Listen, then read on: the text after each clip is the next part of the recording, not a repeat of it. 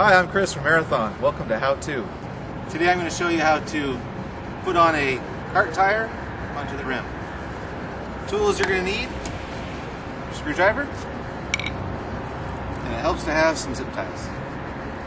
It also helps to have a friend or somebody help you out, but we'll see if I can do it by myself.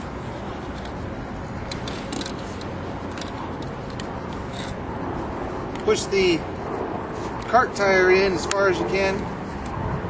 Kind of work it away, or work it around. Once you get it to where it's about as far as it will go, you want to take one of your zip ties.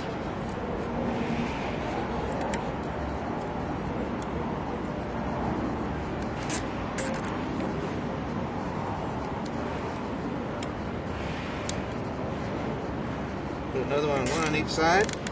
This will help hold it in place. Kind of put your knees on top. Just push it in a little bit further. Take your screwdriver, work it over the edge. Should pop right in. That's how you put on a cart tire.